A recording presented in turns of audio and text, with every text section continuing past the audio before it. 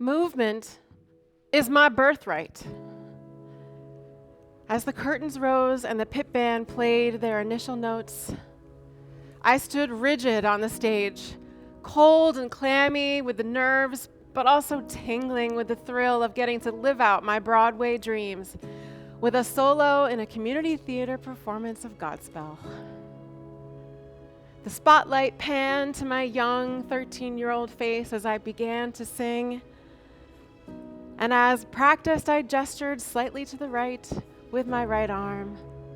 And suddenly a lightning bolt of pain shot through my body, rooting me to the floor. I felt frozen, like I was made of cement. No, my brain was screaming.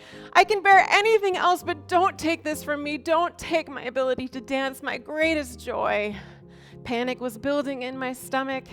I was trying to continue to sing, choking the words through my throat. I went right into problem-solving mode like I always do when I know keeping up appearances matters most, and I pushed that pain down. Do not let them see you cry. And I finished that performance through grit teeth. I wish I could say that that was an isolated incident, but those sudden jolts of pain through my low back became a chronic, persistent condition for the next decades. And I didn't need another reason to hate my body.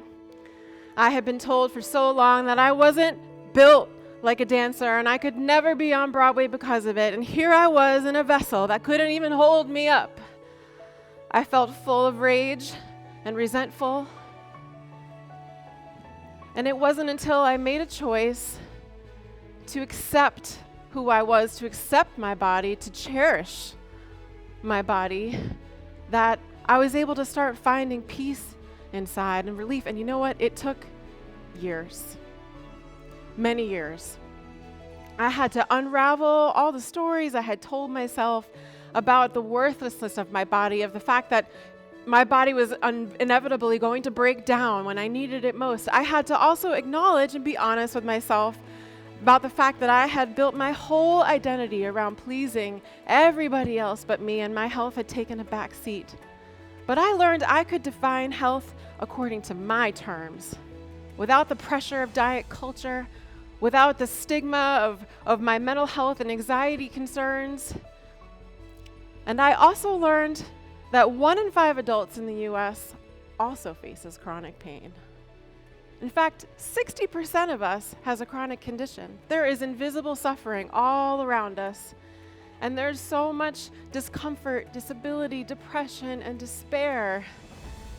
And once I started to rewrite that narrative inside, I realized that I could help others do the same. And I was just filled with this conviction to say, no, that story you heard, it's not true. You can move. You can find joy in this body. And I found joy in this body that I thought I could never find joy in again. Society would tell you that movement is a privilege, but I would say it is an imperative. We chain ourselves to our technology, our cars, our seat at our desks. We've made a prison of our own making. And yet our body is just here trying to cope with all the information that we're taking in and all of the demands that everyone's making of us and all the stories that we're bringing with us, carrying like a burden on our backs through our whole lives. But it is time to let go and find the joy and the hope that is possible inside, because you were meant to move your body. I was meant to move my body, and I denied it for so long. Don't deny it another moment.